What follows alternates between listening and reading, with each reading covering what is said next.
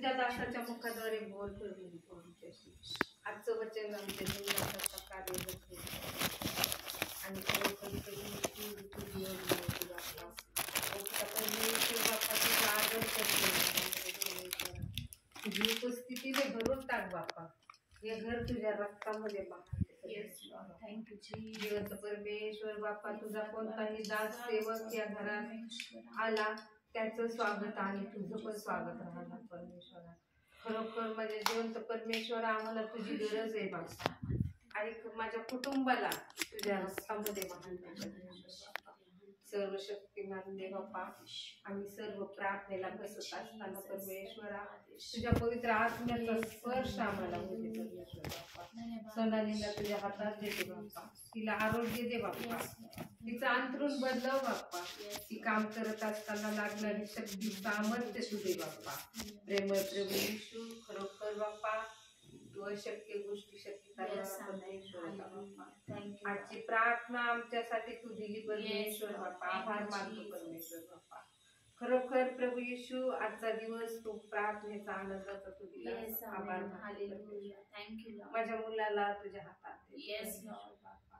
खरोखर तुझ्या त्याच्यासाठी तुझ्या योजना चांगल्या तुला माहित आहे बाप्पा. सैतान पाण्याच्या लोंडाप्रमाणे गडगडत देतो बाप्पा. कुणाला खावं कुणाला गिळावं बाप्पा. तर ते सैतानाचं तोंड येशूच्या रक्तामध्ये बहाल त्याला पाय आम्ही तुडवतो परमेश्वर. जिवंत परमेश्वर बाप्पा खरोखर आमच्या कुटुंबातील प्रत्येकाचे मतभेद तू बदल बाप्पा आणि प्रत्येकाला एका तुझ्या पवित्र ह्याच्यामध्ये वाहन धाग्यामध्ये बाप्पा. प्रेमळ परमेश्वर बाप्पा प्रत्येकाचा अंतःकरण बदल. पास्टरांचं येणं तू आशीर्वादित त्यांच्या पास्टरांसाठी दीर्घायुष्य चांगली तब्येत आणि स्वीकारतो येशूच्या नावात आणि त्यांना तुझ्या हातात देतो बाबा. त्यांना चालवतो त्यांच्या मुखाद्वारे बोल आमच्याशी बाप्पा. आम्ही विश्वास ठेवतो वचनावर कारण वचन हे जिवंत वचन आहे बाप्पा. ते कार्य केल्या विना राहत नाही. धन्य तारणारा प्रभू येशू ख्रिस्ताच्या गोड आणि पवित्र नावात मागते म्हणतो ऐकतो. आमेन. परत वाचा तो शब्द. मत्ते 7:23 वचन. यास्तव तुम्ही त्यांच्या फळावरून त्यांस ओळखाल. बघा आता देव बाप्पाचा शब्द काय आलाय.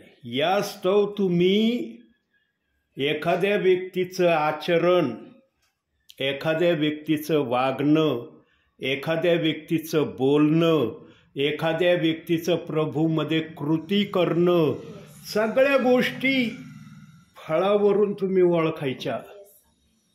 आता फळावरून जर ओळखायचं म्हटल्यावर आत्म्याची भाषा प्रभू बोलत आहे है ना. वचन आत्मेचं आहे ना. मग बुद्धी काम करीन का?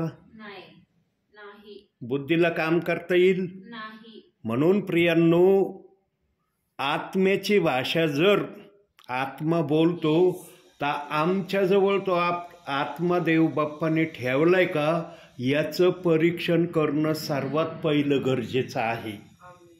आमच्याजवळ आत्मा असला तर आम्ही समोरच्याला आत्म्याच्या प्रेरणेने समजू शकतो. भले आम्ही त्यांच्या संपर्कात एकसारखे जरी नसलो पण पवित्र आत्मा आम्हाला त्या व्यक्तीविषयी तर सांगन ना की यांचं वागणं कसं आहे, बोलणं कसं आहे, राहणं कसं आहे, करणं कसं आहे. आम्ही भले त्यांच्या कोणत्या गोष्टीला माहिती आम्हाला नसली तरी. प्रियांनो अंतिम समय असा समय आहे जे आत्म्यामध्ये नसतील, ज्यांना शाश्वती नसेल की आत्मा माझ्या बरोबर नाही, त्यांना आत्मा मिळवण्याची ही संधी आहे. आणि बायबलचा आत्मा कधीच बिना पुराव्या अभावी बोलत नाही. कारण आत्मा जे पण वचन देतो ना, आत्म्याला माहीत आहे की या वचनातून मला काय सांगायचं आहे. प्रियांनो जसं मी ताईंना वचन वाचायला दिलं, देवबाप म्हणला प्रार्थना केली का? देवबाप्पांनी मला आठवण करून दिली. कारण ताईंना बाहेर जायचं, बाहेर जाण्यामुळं मी विसरलो आज. देव बाप्पाने आठवण करून दिली, वचन वाचल्यावर आठवण करून दिली. म्हणलं आपण प्रेयर करू. आणि मग देव बाप्पाने याची पण आठवण करून दिली. माझ्या ध्यानात मानत नव्हतं आज, म्हणलं नाही करायचं, पण देवबाप म्हणला कर. प्रियांनो, हे केवळ तुमच्यासाठी माझ्यासाठी नाही, पूर्ण महाराष्ट्रासाठी आहे. मी पूर्ण महाराष्ट्रात जाऊ शकतो का? मला जाणं शक्य आहे का? परंतु व्हॉट्सअपच्या माध्यमातून मी काही सेकंदामध्ये महाराष्ट्रामध्ये जेवढे माझे विश्वासणारे प्रियजन आहे त्यांच्यापर्यंत या माध्यमातून जाऊ शकतो आणि त्यांच्या परिवारात मी बोलू शकतो. म्हणून प्रियांनो, हे जे मी करतो ना, हे देवाच्या गौरवासाठी करतो. याच्यामध्ये माझा गौरव नाही आहे. माझा गौरव असता तर देवबाप्पाने मला एवढ्या वस्तू उपलब्ध करून दिल्या नसत्या. कारण देवबाप प्रत्येकाला तपासतो, पाहतो की यांचं कसं माझी सेवा करण्याची यांची पद्धत आहे. आणि देवबाप्पाला माझी पद्धत आवडली म्हणून देवबाप माझ्याकडून हे करून घेतोय. प्रियांनो, अंतिम समयामध्ये फळावरून झाडं, त्यांच्या कृत्यावरून फळ ओळखण्यासाठी आमच्याजवळ आत्मा असला पाहिजे. आणि आत्मा आमच्याजवळ यावा म्हणून आम्हाला काय करणं गरजेचं आहे?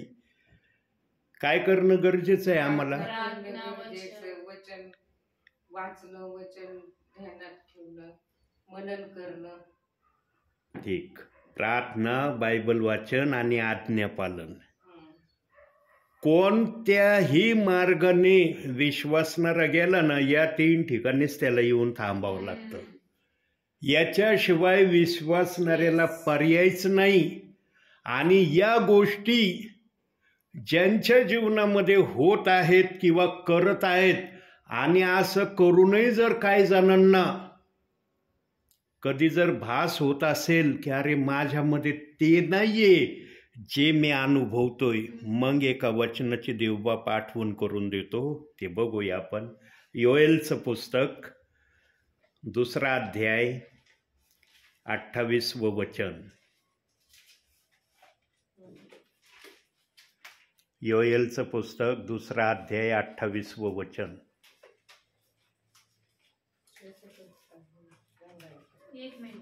दानिएलाच्या नंतर, दानिएल संपलं ना, त्याच्या पुढं लगेच होशे झालं. हा, नाही, दानिएल झालं ना, एजकेल, होशे, हा, योएल त्यानंतर 2 अध्याय 28. होशेच्या नंतर. यानंतर न असे होईल की मी आपल्या आत्म्याचा मनुष्य मात्रावर वर्षाव करेन. तेव्हा तुमचे पुत्र व तुमच्या कन्या संदेश देतील. तुमच्या वृद्धास स्वप्ने पडतील. तुमच्या तरुणास दृष्टांत होतील. हालेलुया. या वचनाची आठवण जो कोणी प्रभूच्या 3 गोष्टी करतो ना, त्यांच्यासाठी हे देवबाप्पांनी ठेवलेलं आश्वासनाचा शब्द आहे. पवित्र आत्मा जसा न सांगता येतो ना प्रियांनो, तसाच पवित्र आत्मा न सांगता पण मनुष्यामधून जाण्याची इच्छा ठेवतो.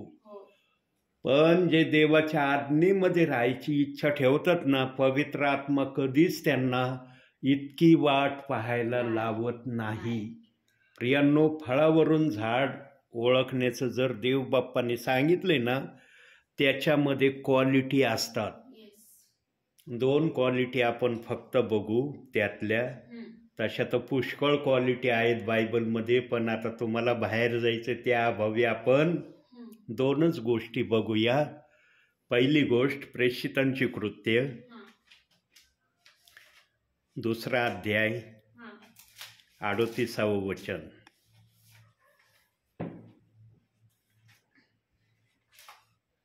पेत्र त्यांस म्हणाला, पश्चाताप करा आणि पापांची क्षमा व्हावी म्हणून प्रत्येक तुम्ही जण येशू ख्रिस्ताच्या नामात बाप्तिस्मा घ्या, म्हणजे पवित्र आत्म्याचे दान तुम्हाला प्राप्त होईल. आमेन. ते फळावरून झाड ओळखायचं आहे किंवा त्यांच्या फळावरून तुम्ही त्यांना ओळखाल, हे जे शब्द प्रभूंनी त्या अध्यायामध्ये ठेवलेत. जो ज्याचं फळ चांगलं आहे तो कधीच बायबलच्या कोणत्या वचनाचा विरोध करत नाही. तो बायबलचे हर एक वचन देवाने लिहिलेले आहे, देवाने ते आम्हाला पाळण्यासाठी दिलेले आहेत, याचा अनुभव तो घेतो. या पवित्र शास्त्रामध्ये जेवढ्या पण गोष्टी जशा पण सांगितल्यात ना, त्या सर्व गोष्टी आम्हाला पाळण्यासाठी प्रभूंनी दिल्यात. मग काही समजण्यासाठी आहे, काही करण्यासाठी आहे, काही मननासाठी आहेत. वेगवेगळ्या प्रकारच्या बाबी ह्या बायबलमध्ये देव बाप्पांनी या कारणास्तव ठेवलेल्या आहेत.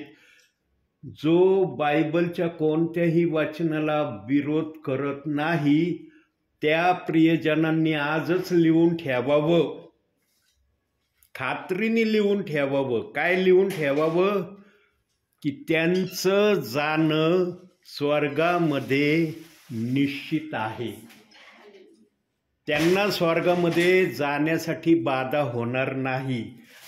पण त्यांनी जर स्वर्गात जाण्या अगोदर काय तयारी केली, कोणकोणत्या गोष्टी प्राप्त केल्या किंवा कोणत्या गोष्टी त्यांनी आपल्या जीवनात घेऊन स्वर्गाच्या वाटेवर आले, याची तपासणी होणार. पण त्यांच्यासाठी स्वर्गाचा दरवाजा उघडा आहे. का उघडा राहणार आहे? कारण पेत्राने सांगितलेल्या संदेशाला त्यांनी नाकारलेलं नाही. प्रियांनो, पेत्राचा संदेश आहे ना, अद्भुत कारणासाठी प्रभूंनी द्यायला सांगितला. पेत्राच्या संदेशाला ना, जे काय तुमच्या कानापर्यंत आलंय किंवा तुम्ही काय त्याचा विचार केलाय, त्यासाठी देवाच्या आत्म्याने त्याला संदेशासाठी उभं केलं नव्हतं.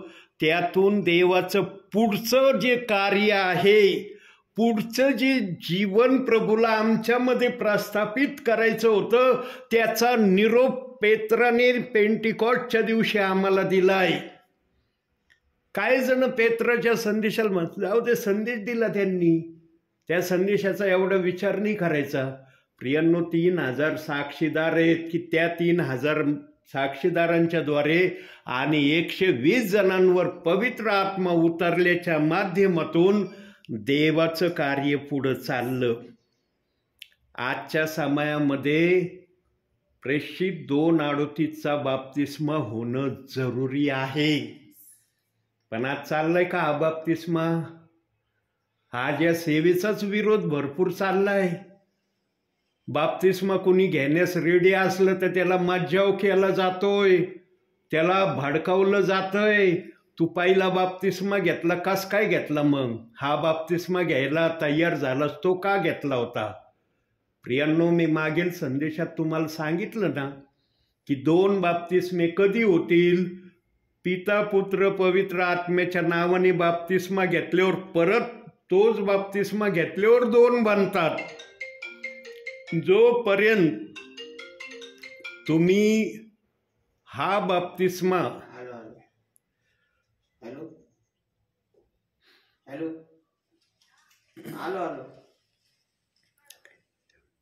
हा बाप्तिस्मा जर तुम्ही परत घेतला किंवा प्रेषित 2:38 वचनाचा बाप्तिस्मा एकदा घेतल्यावर परत तो घेतला तर 2 बनतात. बाकी तुम्ही असं एक सिरियलनी, मागच्या वेळेला मी सांगितलं पण होतं की जर 10 बाप्तिस्म्याचे वचन देव बाप्पाने ठेवले असते आणि 10 वचनाचा बाप्तिस्मा घेण्याची जर देवाने आज्ञा दिली असती तर विश्वासणाऱ्यांनी काय केलं असतं? त्यावेळेस पवित्र आत्मा बोलला की विश्वासणाऱ्यांनी एकच बाप्तिस्मा घेतला असता, कुठलाही 9 जणांचा बाप्तिस्मा वर्ज्य केला असता. मग देवाचा आत्मा बोलला 10 नाही ठेवले, 2 ठेवले तर ही गडबड आहे. त्या संदेशामध्ये तुम्ही ऐकलेलं आहे. प्रियांनो, देवाने जे पण शब्द, जे पण वचन ठेवलंय ना, ते त्याच्या गौरवासाठी प्रथम आहे आणि ते आम्हाला करण्यासाठी देवबापाने नमूद केलेलं आहे. परंतु बोलण्याची भाषा प्रभूची कोड्याची आहे. 2 ठेवायचे आणि 1 घ्यायचं सांगायचं. त्यामुळं विश्वासने रे बुद्धीने विचार करतात. जो बायबलच्या वाचनाला बुद्धीने विचार करील ना, त्याला कधीच पवित्र आत्म्याचा विचार कळणार नाही. आज जेवढे पण प्रेषित 2:38 वचनाचा विरोध करणारे आहेत ना, सेवक असो विश्वासणारे असो, त्यांनी जर आत्म्याने या 2 वचनाचा विचार देवबाप्पा समोर ठेवला ना, देवाचा आत्मा त्यांना बोलल्याशिवाय राहणार नाही की मी 2 का ठेवले आणि 1 का घ्यायला सांगितलं. पण ते करतच नाही. येशू म्हणला 2 बाप्तिस्मे, 1 घ्यायचा. मग कोणता घ्यायचा? येशूचा घ्यायचा. पेत्राची काही गरज नाही. देव बाप्पाने असं केलं नाही. मागच्या संदेशात प्रभू बोलला की येशूने या पृथ्वीवर अपुरं कार्य करून गेला. येशू ख्रिस्त कुठंच म्हणला नाही की मी पूर्ण सगळं काम केलं. फक्त पूर्ण काम कोणतं केलं म्हटलं? देव बाप्पाने मला जे मरण्यासाठी पाठवलं होतं ते कार्य मी पूर्ण केलं. त्या कार्याला करत असताना कोणतंही पाप केलं नाही, हे उद्गार तो वधस्तंभावर बोलला. जर येशू ख्रिस्ताचा तो शब्द वधस्तंभावरचा पूर्ण झाले हा शब्द जर परिपूर्ण असता तर मग प्रेषित 2:38 वचन ठेवायची गरजच नव्हती ना. एखादा आक्षेप घेऊन, हो ब्रदर 7 शब्दामध्ये येशू ख्रिस्त शेवटचा शब्द काय बोलला? पूर्ण झाले. आणि तुम्ही म्हणता की येशू ख्रिस्त अपूर्ण सुवार्ता सांगून गेला. एकच काय? मग येशू जे पूर्ण झालं म्हणलं, हे काही शब्द खोटे आहेत का? प्रियांनो, येशू ख्रिस्त कोणते शब्द पूर्ण झाले म्हटला वधस्तंभावर? देव बाप्पाने मनुष्यासाठी जे मला मारण्यासाठी जगात पाठवलं होतं ते कार्य मी पूर्ण केलं. म्हणून तो म्हणला पूर्ण झाले, म्हणजे मी पाप विरहित माझा जीव पापी लोकांसाठी दिला. हे ते शब्द प्रभूला वधस्तंभावर प्रगट करायचे होते. जर येशू ख्रिस्त म्हणला असतं सगळंच पूर्ण झालं, मग प्रेषित 2:38 वचन द्यायची गरज काय होती? आणि हे वचन कधी आलंय? शुभ वर्तमानाच्या नंतर आलंय. आलंय का अगोदर शुभ वर्तमानाच्या हे वचन? प्रियांनो, वचन वाचणे आणि वचन समजणे ह्या ज्या 2 गोष्टी मी वारंवार आपल्याला सांगतो ना, पूर्ण झाले हे पहिलं झालेलं आणि प्रेषितांचा भाग हा नंतर झालेला. येशू ख्रिस्त वर गेला. का अशी घटना झाली त्याचं कारण बघू. प्रेषितांची कृत्य काढा. देवबाप तुम्हाला कोणत्याच गोष्टीमध्ये अपुरं ठेवणार नाही. 1 अध्याय 4 वचन बघा. येशू ख्रिस्ताचा शब्द बघा. आता तो व ते एकत्र जमले असताना त्याने त्यास आज्ञा केली की यरूशलेम सोडून जाऊ नका, तर जे पित्याचे वचन तुम्ही मजपासून ऐकले आहे त्याची वाट पहा. काय गरज होती का येशू ख्रिस्ताला हा शब्द बोलण्याची? मग तो जर म्हणतो सगळं पूर्ण झालंय, मग शिष्यांना यरूशलेमेत का थांबवलं त्यांनी? तो का शिष्यांना म्हणला नाही डायरेक्ट जा, आता मी पण चाललो स्वर्गात, तुम्ही पण जा आता जगाच्या कानाकोपऱ्यामध्ये वचन सांगायला? का म्हटला तो यरूशलेममध्ये थांबा? कारण पित्याची जी इच्छा होती, जी योहान 14:16 मध्ये अखिल जगाला येशू ख्रिस्ताने सांगितली, ती इच्छा त्या समयातल्या लोकांना थोडी बहुत कळली, पण आजच्या समयातल्या प्रियजनांना अजूनही कळना. ते म्हणतात पवित्र आत्मा दुसरा काही बरी. मत्ते 28:19 वचनामध्येच तो आलेला आहे. मग प्रेषित 2:38 मध्ये कोणता आत्मा आलेला आहे? त्याच्यात कोणता आत्मा आलाय? दुसरा काहीवारी जर मत्ते 28:19 मध्ये आलाय, तर मग प्रेषित 2:38 मध्ये कोणता आत्मा आलाय? अग्नीची जीभ जी उतरली ती कोणत्या अधिकाराने उतरली? प्रियांनो, देवाचं वचन आहे ना, आत्म्याशिवाय कोणी प्रगट करू शकत नाही. पहिला पवित्र आत्मा जो आला ना येशू ख्रिस्ताच्या समयामध्ये, तो कबुतराच्या स्वरूपाने आला. जे येशूच्या खांद्यावर आम्ही पाहतो ना फोटोमध्ये कबुतरासारखा, आणि योहानाने साक्ष दिली की मी कबुतरासारखा आत्मा येशूवर उतरताना पाहिला. योहानाने ती साक्ष दिलेली आहे आणि योहानाची साक्ष कधी खोटी होऊ शकत नाही. पण दुसरा जो आत्मा आला दुसऱ्यांदा, तोच आत्मा आला, तो काही नवीन आत्मा घेऊन नाही आला. तोच आत्मा जो मत्ते 28 मध्ये होता, तोच आत्मा प्रेषित 2:38 वचनामध्ये आला, पण तो अग्नीच्या जिभेने आला. तो कबुतराच्या स्वरूपाने आलेला नाही. आणि तो अग्नीच्या जिभेने का आला? कारण पित्याची जी इच्छा होती ती इच्छा तो आत्मा प्रगट करणार होता, आणि ते सांगण्यासाठी पेत्राला उभं केलं. पेत्र फक्त निरोप्या म्हणून उभा राहिलेला आहे. पेत्र जर सर्व काही असता तर मग येशू ख्रिस्त कोण आहे? आजच्या विश्वासणाऱ्यांची हेच गोंधळ उडालाय. पेत्राला जर आम्ही सर्व मानू तर मग येशू ख्रिस्ताला काय मानायचं? आता या ठिकाणी मी आलोय है ना, आलोय ना मी, मला पाहतात ना तुम्ही. पेत्र दिसतोय का तुम्हाला? नाही दिसत ना. पण पेत्राचा निरोप मी सांगतोय ना. जर मी पेत्राचा निरोप सांगतोय पण मी पेत्र आहे का? पण बोलण्याची भाषा कोणती बोलतोय? पेत्राने जो पेंटिकॉस्टच्या दिवशी निरोप दिला त्याची पुनरावृत्ती मी तुम्हाला सांगत आहे ना. मग याचा अर्थ मी खोटं बोलतोय का? पेत्राने जे केलं ते खोटं होतं का? प्रियांनो, हे आहे ते गणित. पण आजच्या तत्वज्ञानी लोकांनी आपल्या बुद्धीने सगळं काय करायला सुरुवात केली. म्हणून म्हणतात 2 फेते. बायबलची भाषा 2 फेताची भाषा करतच नाही. कुठंच फेताविषयी लिहिलं नाही. फक्त येशू म्हणला विश्वास ठेव, तिथं तो नाही म्हणला एक विश्वास हा ठेव आणि एक विश्वास हा ठेव असं म्हणलं का? शिक्षणामध्ये वाढ आजच्या सेवकांनी केली. देव बाप सरळ सरळ म्हणतो हा बाप्तिस्मा घेतला तरी एक आहे, हा बाप्तिस्मा घेतला तरी एक आहे. देव 2 नाही म्हणत. पण आजचे सेवक म्हणतात हा घेतला एक होतो, इकडचा घेतला एक नाही 2 बनतात. मग आणि देवाचा आत्मा म्हणतो 2 बाप्तिस्मे घ्यायचे नाही, एक घ्यायचा. मग देवाने जर 2 वचनं ठेवले आणि एक घ्यायला सांगितलं, मग या बाप्तिस्म्याला असंच सोडून द्यायचं का? माणसाचं गणित माणसाच्या बुद्धीचं आहे, पण आत्म्याचं गणित काय आहे? इकडचा बाप्तिस्मा घेतला एक, इकडचा घेतला एक. देव नाही 2 मोजीत. आणि असे जर 10 बाप्तिस्मेचे वचनं ठेवले असते आणि देव जर म्हणला असता 10ही वचनं याचा बाप्तिस्मा घ्यावाच लागन तुम्हाला, किती जणांनी घेतला असता? 10 बाप्तिस्मेचे वचनं आणि 1 बाप्तिस्मा घ्या असं जर बोलला असता देवाचा आत्मा, किती जण रेडी झाले असते? याचं मोजमाप पवित्र आत्म्याने आपल्या समाजात केलं असेल.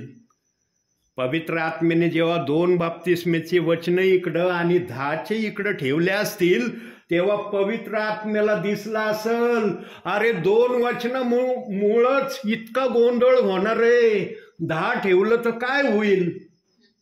10 ठेवलं तर कदाचित पवित्र शास्त्राचं अवमान करायला विश्वासणारा घाबरणार नाही. आज काय नाव दिले प्रेषित 2:38 वचनाला? खोटा संदेष्टा, नरकात जाणारा आणि ओनली जीजस. पित्याला मानित नाही, पवित्र आत्म्याला मानित नाही. आता जर मी पित्याला आणि पवित्र आत्म्याला मानित नाही मग संदेश कुठून चाललाय? दिसतंय का माझ्या हातात वही? काही बायबल सुद्धा माझं कुठं आहे? मग कुठून बोलतोय? ये पाठ करून आलो होतो का रस्त्याने? नाही. आता आमच्या बहिणीच्या परिवारात चाललोय. आता मला एवढंच लिमिटेड बोलायचं, जसं शाळेचे विद्यार्थी लिमिटेड उत्तर पाठ करतात आणि तेवढंच उत्तर प्रश्नाच्या खाली लिहितात, तसं मी करून आलोय का? इतका सोपं उदाहरण तुमच्या समोर आहे, पण याला ना घुमून फिरून वेगळी दिशा, वेगळी वाट आजच्या काही सेवकांनी दाखवली. आणि जे त्याच्या मागं जातात ते कधीच प्रेषित 2:38 वचनाकडे येत नाही.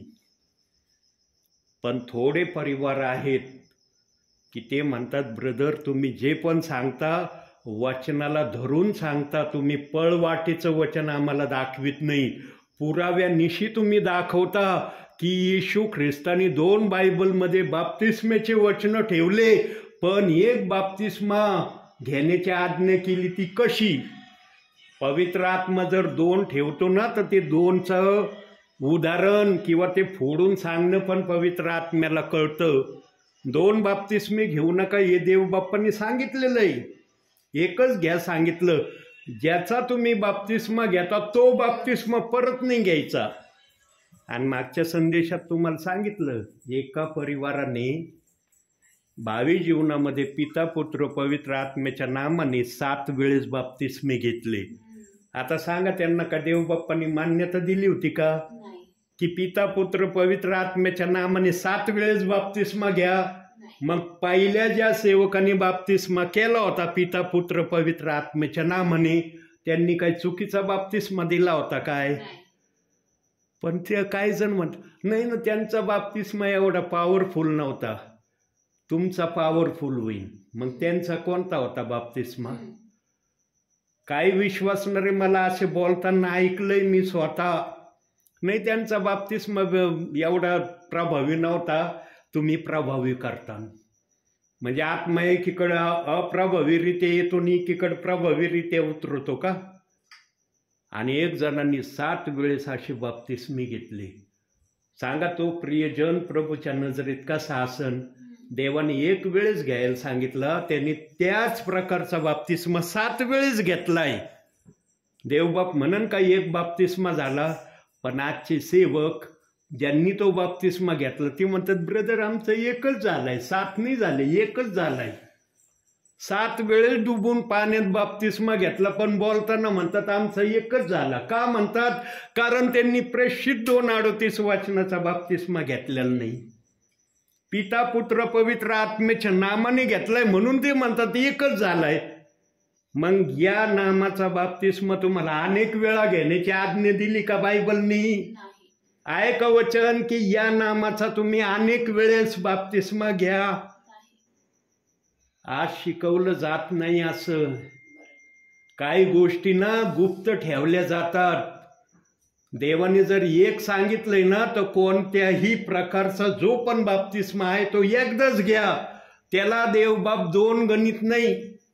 पिता पुत्र पवित्र आत्म्याचा 1च आहे. येशू ख्रिस्ताच्या नामाने घेतलेला 1च आहे, ते 2 नाही बनत. देवाने जर हे 2 गणित केलं असतं तर 1 म्हणलंच नसतं. देवबाप म्हणला असा रे 2 मी स्वतः म्हणतोय आणि विश्वासणाऱ्याला 1 घ्यायची आज्ञा देतोय. देवाने देवाच्या मनात जे आहे ते ओळखण्यासाठी आम्हाला पवित्र आत्मा पाहिजे.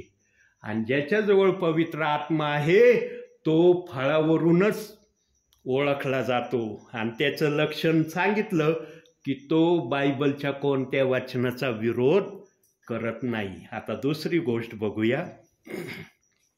प्रगटीकरण 22वा अध्याय 18-19.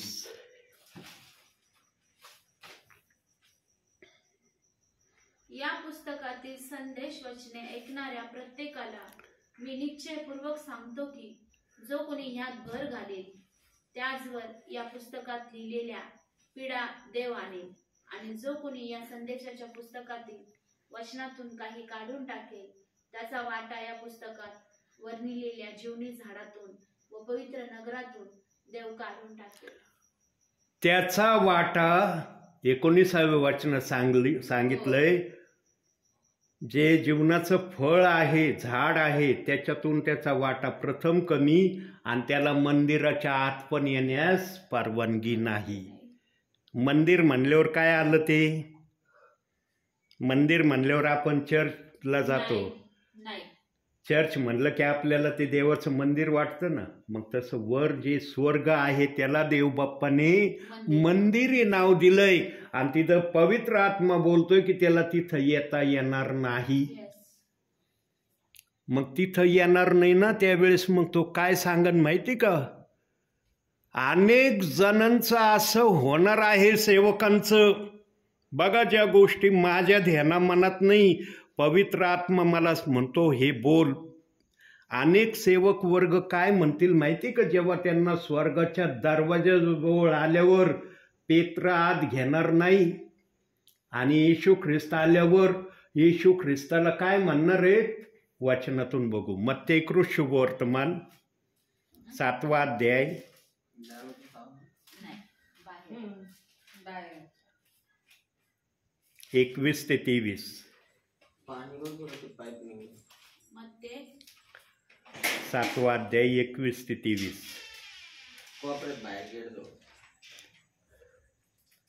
अजून 5 मिनिटं बोलतो एवढ्या विषयाला, लगेच थांबतो मी. 21. हा, मला प्रभूजी प्रभूजी असे म्हणणारे प्रत्येकांचा प्रवेश स्वर्गाच्या राज्यात होईल असे नाही, तर जो माझ्या स्वर्गीय पित्याच्या इच्छेप्रमाणे वर्तितो त्याचा होईल. त्या पुढं. दिवशी मला बहुत म्हणतील, प्रभूजी प्रभूजी, आम्ही तुमच्या नावाने संदेश दिला, तुमच्या नावाने भूते घालवली व तुमच्या नावाने बहुत अद्भुत कृत्ये केली नाहीत काय? तेव्हा मी त्यांना स्पष्ट सांगेन की माझी तुमची कधीच ओळख नव्हती. अहो अधर्म करणाऱ्यांनो, मज पुढून निघून जा. का बरं प्रभू म्हणणार आहे अधर्म करणाऱ्यांनो? शेवटच्या शब्दावर आपण थोडासा जोर देऊ. आता ज्यांनी इतकं देवासाठी केलं, सेवा केली, चिन्ह चमत्कार केले, संदेश सांगितले, देवाच्या भयात राहिले, देवाच्या राज्यात लोक आणले, लोकांना वचनाप्रमाणे चालण्यासाठी तयार केलं, तरी देवाचा आत्मा त्यांना म्हणतो अधर्म करणाऱ्यांनो, मज पडून निघून जा. देवाला अधर्म हा शब्द का वापरावा लागतो त्यांच्यासाठी? त्यांनी तर सगळेच चांगले कार्य केले, कोणतंच कार्य त्यांचं वाईट नाहीये, सगळं प्रभूने सांगितल्याप्रमाणे केलंय.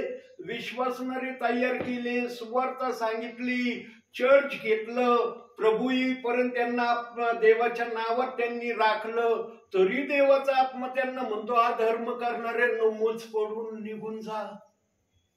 काय कारण आहे? कोणतं कारण देवाच्या मनामध्ये आहे की इतकं चांगलं कार्य प्रभूच्या वचनाप्रमाणे केलेलं असताना देव बाप त्यांना म्हणतो अधर्म करणाऱ्यांनो, मज पडून निघून जा. 18व्याच वचनात सांगितलेलं आहे त्याचं कारण. चांगल्या झाडाला वाईट फळे येत नाही. नाही, प्रकटीकरण 22:18 मध्ये सांगितलंय याच्यात काही घालू नको, याच्यातून काही काढू नको. त्यांनी याच्यात काही घातलेलं नाही, पण त्यांनी प्रेषित 2:38 वचन नाकारलंय. देवाचा आत्मा देतो का मान्यता की याच्यात घालू नको किंवा काढू नको? जसं आहे तसं त्यांनी स्वीकारलं नाही, म्हणून देवाचा आत्मा म्हणतो अधर्म करणाऱ्यांनो, माझ्या पुढून निघून जा. न तर इतके चांगले कार्य करून त्यांना देवबाप अशी उपमा का देतो? म्हणून मी वारंवार देवाच्या आत्म्याच्या प्रेरणेने आपल्याला सांगतो, प्रियांनो, बायबलच्या कोणत्या वचनाचा विरोध करू नका. भला तुमच्या भावी जीवनामध्ये तुम्हाला काही गोष्टी देवासाठी करता नाही आल्या ना, हरकत नाही. देवबाप्पाला कळतं मनुष्य पापी आहे, देवबाप्पाला सांगायची गरज नाही की मनुष्य कोण आहे. पण तुमच्या नावे तुम्ही वचनाला दोष देणारे आहे हे शब्द तुमच्या नाव पुढे तुम्ही ठेवू नका. किमान अंतिम समयात तरी ऐका. आतापर्यंत जर जे काही केलं असेल जाऊ द्या, प्रभू न आठवणाऱ्या समुद्रात टाकून देणार आहे आमचे पाप. पण याचा अर्थ असा होत नाही की आम्ही पापच करावं आणि येशूने न आठवणाऱ्या समुद्रामध्ये ते टाकत राहावं. देव बाप सगळ्या पापांना न आठवणाऱ्या समुद्रात टाकीन, पण वचनाच्या विरोधात बोलणाऱ्या पापाला कधीच तो न आठवणाऱ्या समुद्रात टाकणार नाही. कारण वचन जर न आठवणाऱ्या समुद्रात टाकलं तर मग देवाचा आत्मा तर म्हणतो याच्यात घालू नको, याच्यातून काढू नको. देव कसा बाबा आपलं वचन न आठवणाऱ्या समुद्रात टाकून देईल? काही जणांचा भ्रम होतोय. काय भ्रम होतोय? आम्ही प्रेषित 2:38 वचन नाही मानलं ना तरी आम्ही देवाचे लेकरं आहेत. कस काय देवाचे लेकरं? देव म्हणन हो तुम्हाला? कस काय म्हणन? त्याच्या वचनाला दोष देऊन देऊ म्हणन का तुम्ही देवाचे लेकरं आहे? नाही. आज काय चाललंय प्रियांनो? म्हणून अंतिम समयाचे संदेश हे तोला मोलाचे देवबाप बोलतोय ना माझ्या मुखातून, याचे हे कारण आहेत. आणि मागच्या वेळेस मी म्हटलेलो पण आहे, देवाच्या आत्म्याच्या प्रेरणेने गुलाबजामुन खाऊ खाऊ ना लय शुगरी झाल्यात. आता जरा मिरची देणार आहे देवबाप. आणि त्याचे कारण पण सांगितले देवबाप्पांनी मिरची देण्याचे. प्रियांनो, देवाच्या काही गोष्टी अशा गुप्त आहेत, त्या या समयामध्ये देवबाप माझ्या मुखातून प्रकट करतोय. ऐकणाऱ्यांना ते कसं वाटेल मला माहिती नाही, कारण माझ्या हातात जर कुठलं काही नाही तर मी कुठून बोलतोय? पवित्र आत्म्याचं वचन वाचलं गेलं आणि बुद्धीने मी एक्सप्लेन करीन का? नाही. इतका सक्षम आहे का मी? नाही. पवित्र आत्म्यापेक्षा पण पुढचा मी आहे का? नाही. म्हणता येईल का तुम्हाला मी पवित्र आत्म्याच्या पुढचा आहे? वचन वाचायचं, मनाने एक्सप्लेन करायचं. प्रियांनो, जगामध्ये वावरत असताना काही नाव ऐकायला मिळतात. मी अनुभवातून हे शब्द सांगतो, हे माझ्या मनचेने बोलत, कारण त्या अनुभवात मी गेलो, त्या अनुभवाचा स्वाद मी घेतलाय. म्हणून पवित्र आत्मा म्हणतो सांग माझ्या विश्वासणाऱ्यांना. मी असे मोघम शब्द नाही बोलत.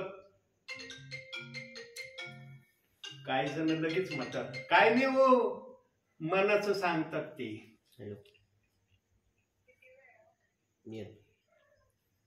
आता मनाचं सांगायला मी इतका ज्ञानी व्यक्ती लागून गेलो का? इतका ज्ञानी लागून गेलो मनाचं सांगायला? देव बाप्पाचं पवित्र आत्म्याचं वचन वाचायचं आणि मनाचं एक्सप्लेन तुम्हाला करायचं. हॅलो, बोला ना. हा बोला ना. हा नाही अजून ते दुसरे पास्टर आले. हा 5 मिनिटं. हा 5 मिनिटात आले आले आले. हे नाही, ते दुसरे आले. येतात येतात आता. हा हा नाही ठेवू का? प्रियांनो, देवाच्या आत्म्याचं वचन या भूतलावर जो पण देवाने व्यक्ती घडवलेला आहे ना, त्याला देवाचं वचन बुद्धीने कधीच सांगता येणार नाही. का पाऊल म्हणला बुद्धीचा संदेश, आत्म्याचा संदेश? ही भाषा का पवित्र आत्म्याने पाऊलाच्या मुखातून प्रगट केली? कारण पवित्र आत्म्याला हे पण दिसलं असेल त्या समयात की माझ्या सेवकांच्या संदेशाला सुद्धा विपरीत नाव दिले जाणार आहेत. पवित्र आत्म्याला काय काय घटना त्याच्या समयात दिसल्या असतील, एक एक वचना पुढं त्या या समयात काही देवबाप प्रगट करतोय, काही प्रगट होणार नाही. जे देवाच्या आत्म्याला वाटन हे प्रगट होणं गरजेचं आहे. का देवाचा आत्मा अंतिम समयामध्येच हे प्रगट करण्याची इच्छा ठेवतोय? याच्या अगोदर का नाही सांगितलं पवित्र आत्म्याने? आता सांगण्याची गरज का पडती? कारण अंतिम समयात जर महत्वाचं सांगितलं तर कदाचित विश्वासणारे म्हणणारे आम्ही पहिल्यापासून प्रभूमध्ये आहोत, पण असे संदेश आम्ही ऐकले नाही. अंतिम समयात ऐकतो प्रभू येणार आहे, प्रभूचा निरोप आहे, मला मान्य करायचा आहे. देवबाप तुम्ही मान्यतेला तयार व्हावं म्हणून प्रगट करतोय. आणि त्यांनी सांगितलं मी पवित्र जनांनाच हे प्रगट करीन, सर्वांना नाही.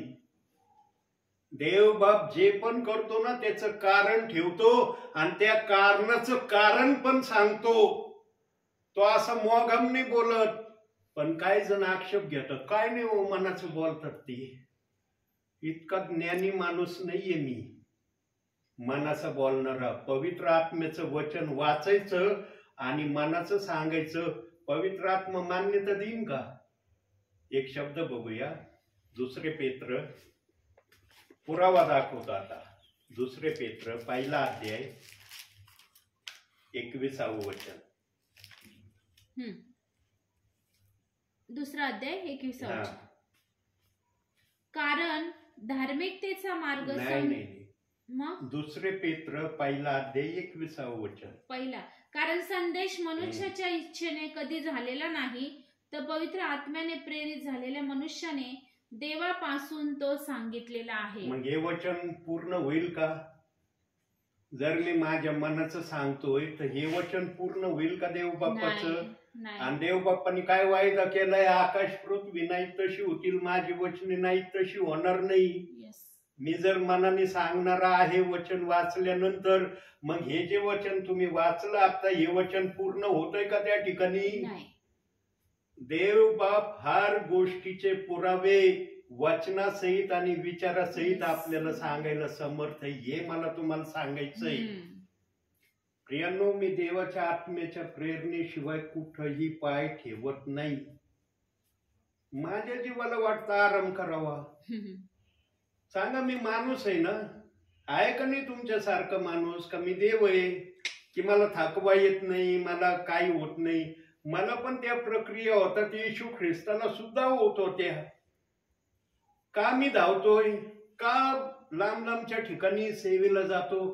कारण देव बाप्पाचा आत्मा मला उत्साह देतो. बाळा जा, रस्त्याने तुला काही होणार नाही, तिथं गेल्यावर माझ्या इच्छेने कार्य होणार आहे.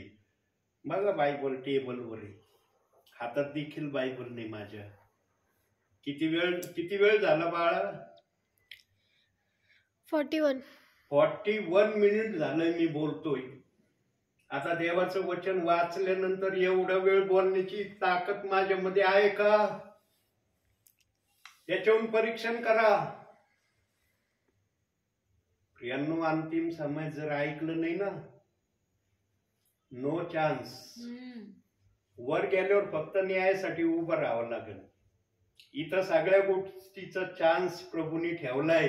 पण एखादा म्हणून ना, वर गेल्यावर प्रभूला पाहिल्यावर मी करायचं ठरवेन. प्रभू म्हणशील, माझा दास सांगत होता ना, नो चान्स वर. मी पण सांगतो, नो चान्स वर. वर फक्त न्याय होईल एक, न तर तू स्वर्गात जाशील एक. आणि मग 2 वचन ठेवलेत बायबलमध्ये, एकाचा न्याय होणार आहे, एकाचा न्याय होणार नाही. बायबलमध्ये सगळं दिलंय. आता तुम्हाला न्यायाच्या प्रक्रियेत जायचं का बिगर न्यायाच्या प्रक्रियेत जायचं हे तुमच्या हातात आहे. आणि त्याला 8 आणि शर्ती एक ठेवली प्रभूंनी. एकच शर्त ठेवली, काय? बायबलच्या कोणत्याही वचनाचा विरोध करू नका. बस एवढी सिंपल अट ठेवली. पण आज देवाच्या अटीपेक्षा माणसांनी सांगितलेल्या अटी जास्त पाळल्या जातात. सेवक म्हणला ना, ब्रदर हे करायचं नाही, हे योग्य नाही. ब्रदर कधी बायबल मध्ये तपासित नाही की हे मला जे सांगण्यात आलंय हे योग्य आहे का अयोग्य आहे. प्रियांनो, कोणती गोष्ट बायबल मध्ये तपासा. बायबल मध्ये जर ती दिलेली असली ना, ओके आहे. बायबल मध्ये ती नसली ना, ती नाही. आता बायबलचा आत्मा म्हणतो कोणत्या वचनाचा विरोध करू नका. आणि जर तुम्ही एखाद्या वचनाच्या संशयात आहेत, विरोधात आहेत, वादविवादात आहेत, कुरकुरीत आहेत, मग ती आज्ञा देवाची का? नाही. इतकं सोपं गणित आहे. पण हे सोपं गणित अवघड बनवलंय. त्याला निरनिराळ्या वाटा दाखवल्या सेवकांनी. कोणती वाट कुठं जाती, कशी जाती, ते सेवकांनाच माहिती आहे. पण मी जी वाट दाखवतोय ना आत्म्याच्या प्रेरणेने, ती डायरेक्ट वाट स्वर्गात जाणारी आहे. ती अशी वाकडी तिकडी वाट नाहीये, डायरेक्ट स्वर्गात जाणारी. प्रभू आता जरी आला, या समयाला संदेश चाललाय, आता जरी आला, तुम्ही जे ऐकत आहात या कारणामुळं तुमचं स्वर्गात जाणं होऊ शकतं. कारण तुम्ही ते वचन ऐकत आहात. तुम्ही म्हणले का सेवकाला ना का आमच्या घराच्या बाहेर जा निघून, आम्हाला हे वचन नाही ऐकायचं? म्हणले नाही म्हणले ना, म्हणून तुमचं जाणं होऊ शकतं. प्रियांनो, पवित्र आत्म्याजवळ सगळी भाषा आहे बोलायची. फक्त ऐकणाऱ्याने समजून घेणं महत्वाचं आहे. आणि तुम्ही तो ऑलरेडी प्रेषित 2:38 वचनाच्या प्रमाणावर बाप्तिस्मा घेतलेला आहे.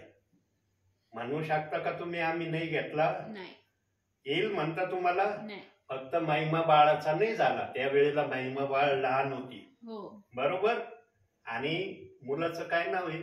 मयूर मयूर पण लहान होता. हो त्यामुळे यांचे बाप्तिस्मे त्या समाज झाले नाही. बाकी तुम्ही तिघ प्रियजन म्हणू शकता का आमचा बाप्तिस्मा झालेला नाही येशू ख्रिस्ताच्या नामामध्ये? पुण्याचे ब्रदर साक्षीदार आहेत ना साक्षीदार, ते म्हणू शकतात ना की हो यांचा बाप्तिस्मा एलिएझर पगारेने आणि मी पुण्यामध्ये केलेला आहे. प्रियांनो, तुम्ही देवाने अभिषिक्त पवित्र केलेले प्रियजन आहेत. किती भाग्यशाली प्रियजन आहेत तुम्ही की बाप्तिस्मा घेऊन तुम्हाला हे वचन ऐकायची संधी मिळाली. पण मला अशा ठिकाणी प्रभू पाठवतो की त्यांनी बाप्तिस्मेच घेतले नाही येशू ख्रिस्ताच्या नामात, पण तुम्ही धन्य प्रियजन आहेत की बाप्तिस्मा घेऊन तुम्हाला हे वचन सांगण्यात येतंय. फक्त आपली वाट कशी आहे हिचं निरीक्षण करा. म्हणून आजच्या या छोट्याशा संदेशातून देव बघ तुम्हाला आणि मला भरपूर आणि भरपूर आशीर्वाद देव. आमेन. बंद करू. हॅलो.